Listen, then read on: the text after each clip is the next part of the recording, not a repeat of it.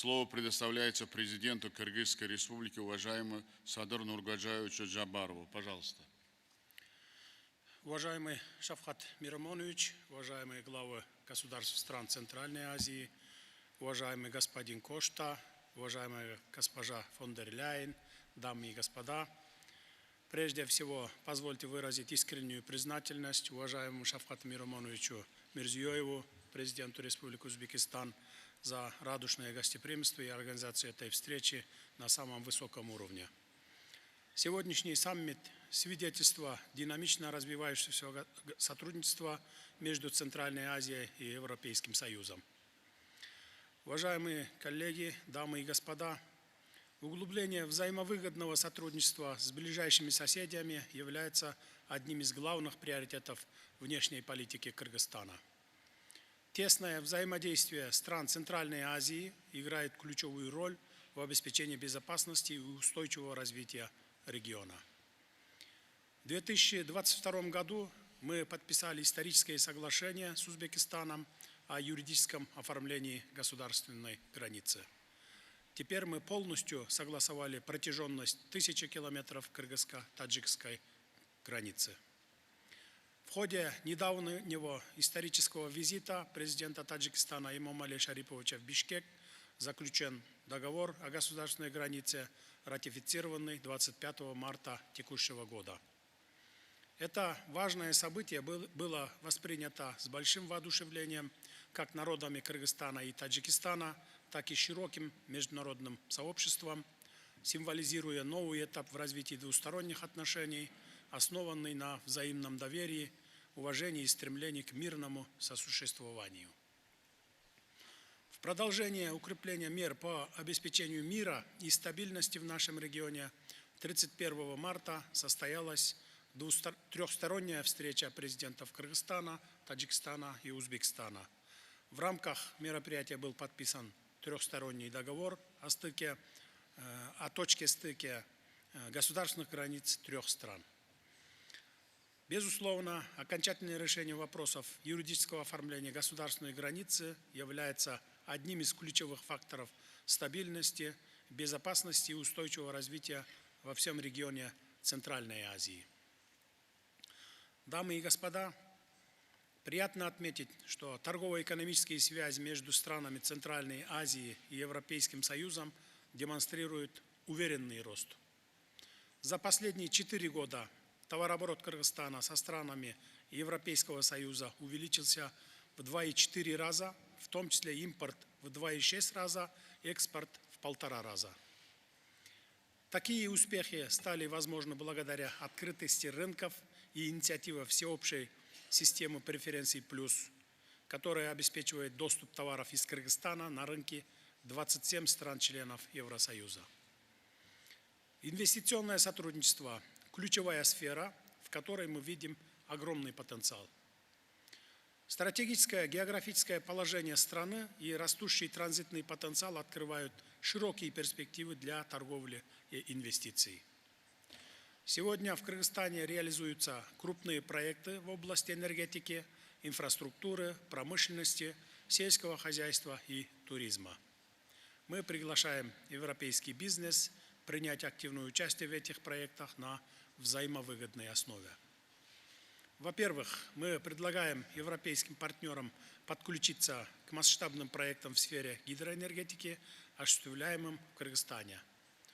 Наша страна обладает огромным гидроэнергетическим потенциалом, оцениваемым примерно в 142 миллиарда киловатт-часов в год, который сегодня используется лишь на 15%.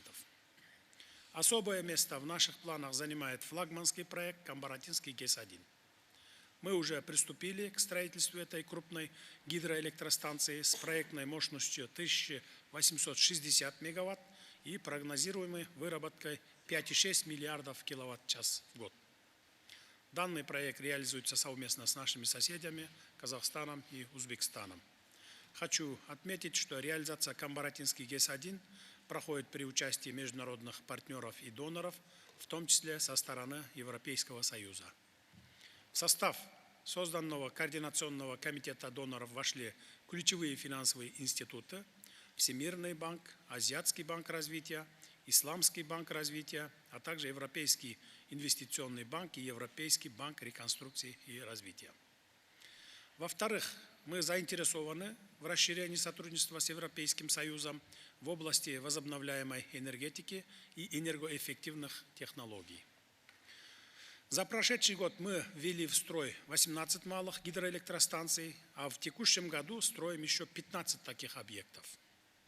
Параллельно мы запустили проекты солнечной энергетики совокупной мощностью свыше 400 мегаватт. В условиях глобальных климатических изменений переход к зеленой экономике и развитие возобновляемых источников энергии – наш безальтернативный путь к устойчивому развитию.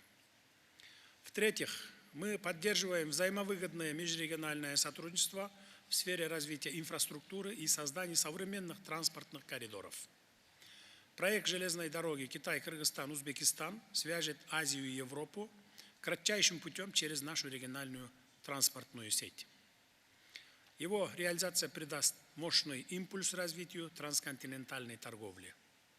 Мы приветствуем инициативу Европейского Союза инвестировать средства в развитие устойчивой транспортной взаимосвязанности в Центральной Азии на общую сумму в 10 миллиардов евро.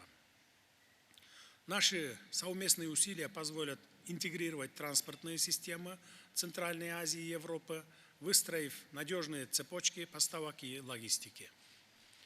В-четвертых, еще одним перспективным направлением сотрудничества представляется разработка критически важных сырьевых материалов. Центральноазиатский регион богат стратегическими видами сырья, необходимыми для высокотехнологичных отраслей. Кыргызстан обладает значительными запасами редких и ценных металлов. Предлагаем активизировать наше взаимодействие по данному направлению, оформив его в виде отдельного партнерства или дорожной карты, подобно тому, как это уже сделано между Европейским Союзом и некоторыми нашими соседями. Уважаемые коллеги, Кыргызстан настроен углублять партнерство с Европейским Союзом по всем перечисленным направлениям. Мы видим в Европейском Союзе не только крупный рынок для экспорта, но и источник инвестиций, инноваций и опыта передового управления. Со своей стороны, Центральная Азия предлагает Европейскому Союзу новые возможности от участия в перспективных инфраструктурных проектах до совместной разработки стратегических ресурсов. Укрепляя торгово-экономические и инвестиционные связи, мы укрепляем основу для процветания наших народов, обеспечения стабильности и устойчивого развития всего региона. Уверен, что по итогам сегодняшней встречи появятся новые конкретные договоренности, которые придадут дополнительный импульс отношениям между Центральной Азией и Европейским Союзом. Благодарю за внимание. Спасибо, уважаемый Садыр Нургаджаевич, за содержательный доклад.